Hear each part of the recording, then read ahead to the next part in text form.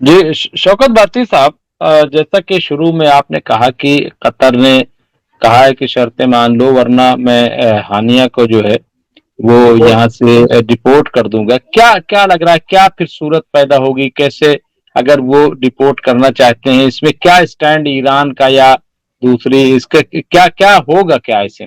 دیکھیے، قطر کی کوئی اوقات نہیں ہے یا کسی بھی اسلامک کنٹری کی کوئی اوقات نہیں ہے. ابھی قطر نے ابھی اسی پیریڈ کے اندر 10 سال کا رینیول کیا ہے امریکہ کے ساتھ میں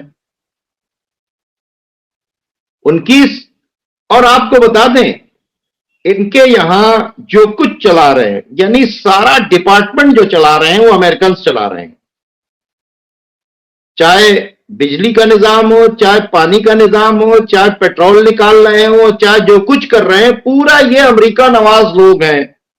ان کی سیکورٹی، ان کا سارا معاملات، ان کے پیسے کہاں ہیں؟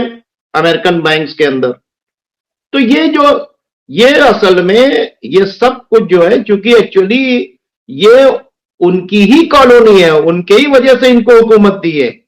جو یہ آٹومن امپائر کو ختم کرنے کے بعد برٹین نے جو اپنی کالونی بنائی تھی، تو یہ کالونی کے افسر ہیں جو اپنے ادھیکاریوں کے ساتھ میں ہیں. وہ ان کا اپنا پیک ہے، تو انہوں نے اسی حساب سے نیٹ ورک بنا رکھا ہے ان کو کہ یہ ان سے ہٹے نہیں، بس ان کے اشارے کے اوپر چلتے رہیں. تو یہ جو معاملہ ہے، لیکن مجھے افسوس سب سے بڑا ہے ٹرکی کے اوپر کہ ٹرکی کے پاس آرمی بھی زیادہ ہے، ٹرکی کے پاس باقاعدہ جہاز بھی زیادہ ہیں، ٹرکی کے پاس جو ہے پانی کے جہاز بھی بہت زیادہ ہیں، ٹرکی کے پاس ڈرون بھی بہت زیادہ ہے. ٹرکی کے پاس سب کچھ ہے. آج ٹرکی اگر کھڑا ہو جائے باقاعدہ طور کے اوپر، تو آپ یقین مانیے، مطلب ساری باتیں بدل جائیں گی. لیکن وہ لوگ ان سے کیا امید رکھیں گے کہ وہ فوج لے کے آئیں گے جو اپنے یہاں سے سپلائی نہیں کاٹ رہے ہیں، جو اپنے ڈپلومیٹک ریلیشن نہیں کٹ کر رہے ہیں، جو اپنی ایئر اسٹرپ نہیں بند کر رہے ہیں، جو اپنے یہاں سے بیسز نہیں ہٹا رہے ہیں، ان کے خلاف کھڑے کیسے ہوں گے؟ یہ بات نہیں سمجھ میں آتی. یہ اب میں تو اس کو ایک پبلک کا ایک ریوولٹ دیکھنے جا رہا ہوں کہ اب پبلک کا ریوولٹ ہوگا. اب کب ہوتا ہے یہ میں نہیں بتا سکتا، لیکن حالات ایسے ہیں کہ اب پوری پبلک کو یہ پتا چل گیا ہے کہ ہمارے رولرز جو ہیں یہ امریکہ، برٹین اور اسرائیل کے تلوے چاٹنے والے ہیں.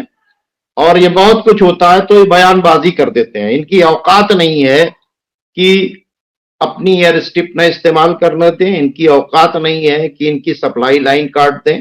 ٹھیک ہے، تو یہ تو 2 مہینے 2.5 مہینے پہلے حیثیت میں آ گئے ہوتے. جس طرح سے ہوتی نے جو نیٹ ورک بنایا تھا، یہ جو اس سپلائی لائن کو جو سبسٹیچیوٹ چالو کیا ہے، وہ تو دبئی، سعودی اور جارڈن نے چالو کیا، مصر نے چالو کیا.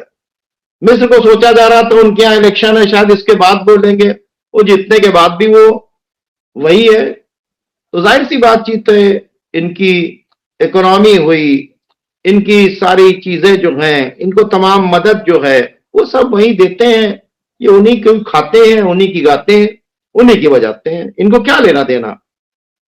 اور ان کو کہ ہماری کرسی سلامت رہے، باقی پبلک ہے مر رہے، مرے فلسطینی مرے، برباد ہو جائے، ختم ہو جائے، ان کو کسی کی کوئی پرواہ نہیں ہے. بالکل.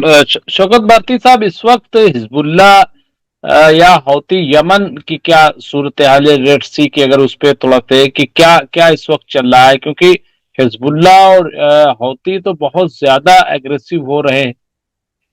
دیکھیے، ان کے جو حملے ہیں وہ باقاعدہ طور کے اوپر بڑھ گئے ہیں، حوثی کے بھی، حزب اللہ کے بھی.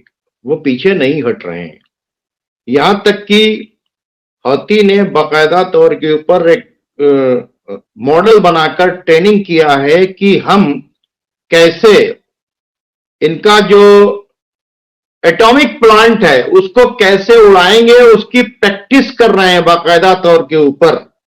اس کا ماڈل بنا کر اس پر ایکسرسائز کروا رہے ہیں. وہ لوگ پوری تیاری کر رہے ہیں کہ ہمیں اسرائیل کو ختم کرنا ہے. وہ آر پار کی جنگ اور ان کے اٹیکس جو ہیں بڑھ گئے ہیں. وہ جو بھی شپ جا رہا ہے اس کے اوپر اٹیک کر رہے ہیں. اب تو حالات یہ ہو گئے ہیں کہ ان کے وار شپس کے اوپر وہ اٹیک کر رہے ہیں باقاعدہ طور کے اوپر.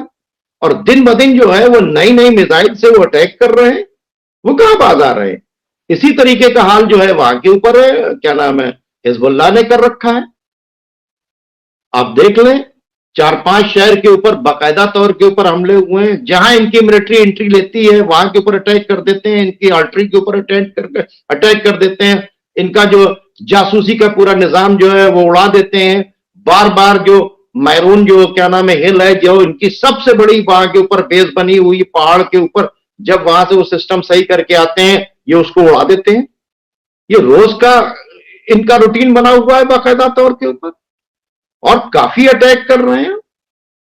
تو یہ تو جنگ بڑھ رہی ہے، وہ یا وہاں پر اسلامک ریزسٹنس آف عراق جو ہے وہ باقاعدہ طور کے اوپر اٹیک کر رہی ہے، حزب اللہ تو اور کیا نام حماس تو لگاتار لڑی رہی ہے۔ خان یونس کے اندر دیکھ لیجئے، زیتون کے اندر دیکھ لیجئے، ہاں غزہ کے اندر آپ دیکھ لیجئے اٹھا کر، وہاں کے اوپر ان کی فائٹ جو ہے وہ کہیں کم نہیں ہے، وہ باقاعدہ طور پر لڑ رہے ہیں، یا ان سے لڑ بھی نہیں پا رہے ہیں۔ جی شوکت بھٹی صاحب، رمضان شروع ہو گیا ہے، ایسے میں کیا لگ رہا ہے کہ کیا کیا شکل و صورت ہوگی دنیا میں؟ کیونکہ یہ بالکل صحیح ہے کہ ایک طرف بھوکے اور پیاسے لوگ ہیں، مظلومین ہیں، اور دوسری طرف عبادت، مطلب کیسے لوگ عبادت کریں گے؟ کیا کیا کوئی اس پہ غور کرے گا نہیں کرے گا؟ کیا آپ کو لگ رہا ہے شوکت بھٹی صاحب؟ دیکھیے صاحب، ایسی سٹیج کے اوپر یہ معاملات آ گئے ہیں کہ اب کوئی ایسا نہیں ہے جو اس پر غور نہیں کر رہا ہے۔ مسلمز کو تو چھوڑ دیجئے، مطلب یہ کوئی بھی قوم ایسی نہیں ہے دنیا کے اندر جو غور نہیں کر رہی۔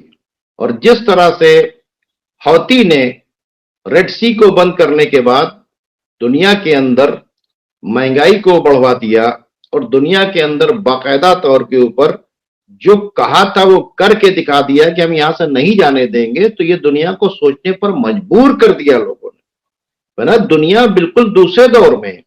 اور میں نے ابھی کل آپ کے یہاں کہا تھا، وہ بہت ہی خطرناک نیوز ہے کہ رشیا نے پیٹریاٹ کو ختم کرنے کے لیے جو میزائل بنایا ہے وہ بہت ہی خطرناک ہے۔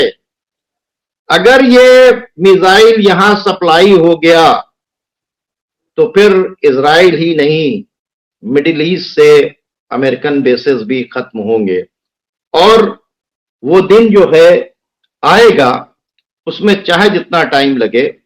اب یہ پیس کے بجائے جو ہے اب یہ فیصلے کی طرف معاملہ چل رہا ہے۔ وہ سارے ڈورز جو تھے وہ بند ہو گئے، پیس کے سارے ڈورز بند ہو گئے، لیکن آج قطر نے یہ کہہ کر ایک میسج دے دیا کہ وہ کہاں پہ کھڑا ہوا ہے۔ یعنی آپ بتائیں کہ اگر اسماعیل ہانیہ کے لیے یہ بیان دیا گیا ہے تو یہ بہت بڑی مدد ہے اسرائیل کی، اور یہ کوئی چھوٹی مدد نہیں کی ہے قطر نے اس بیان کو دینے کے بعد۔ تو اب دیکھتے ہیں کہ ٹرکی صاحب جنہوں نے کہا تھا کہ حماس کے لیڈرز سے ہمارے کانٹیکٹ ہیں، ہم پوری طریقے سے ان کے ساتھ میں ہیں، تو باقاعدہ طور کے اوپر جب انہوں نے ڈپورٹ کرنے کی بات چیت کی تو ٹرکی کو کہنا چاہیے کہ آئیے ہم آپ کو سپورٹ کریں گے، آپ ہمارے یہاں سیکورٹی میں رہیے، آپ بیان دیجئے۔ جواب تو فوراً آ جانا چاہیے تھا۔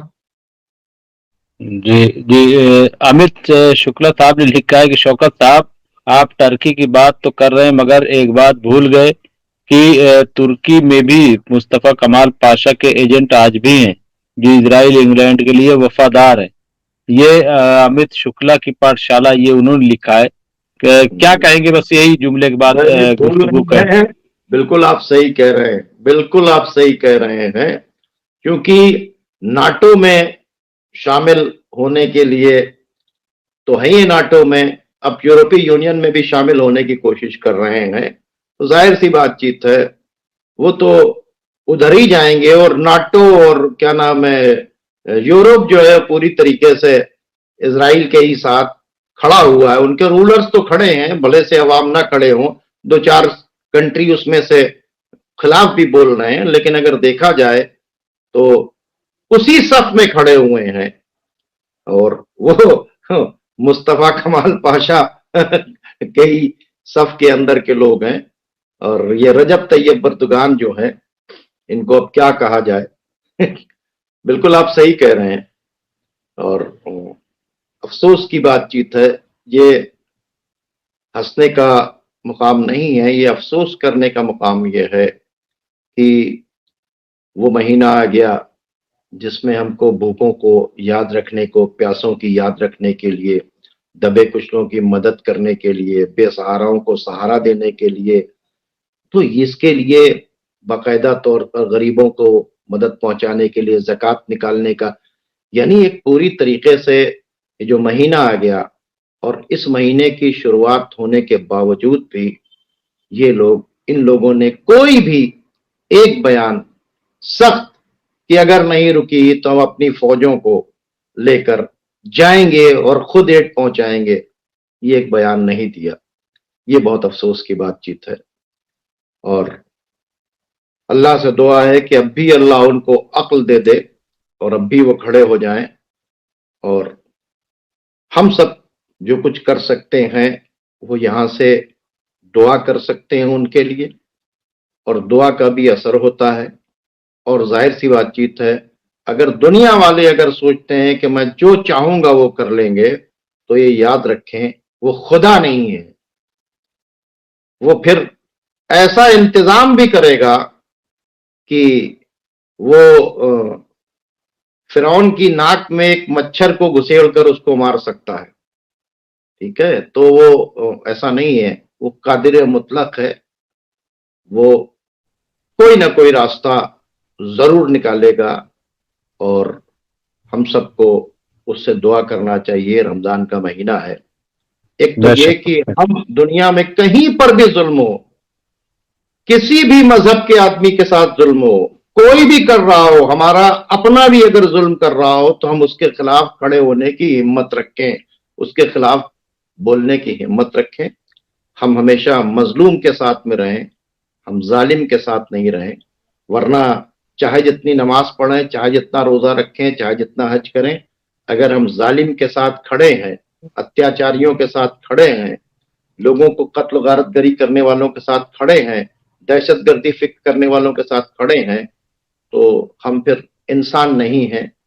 हमें अपने आप को इंसान नहीं कहना चाहिए, और एक इंसान को दूसरे इंसान की मदद करनी चाहिए। यही इंसानियत है, यही मजहब सिखाता है, और यही हमें करना चाहिए। जी बहुत बहुत शुक्रिया शौकत बागटी साहब, तमाम लोगों का बहुत बहुत शुक्रिया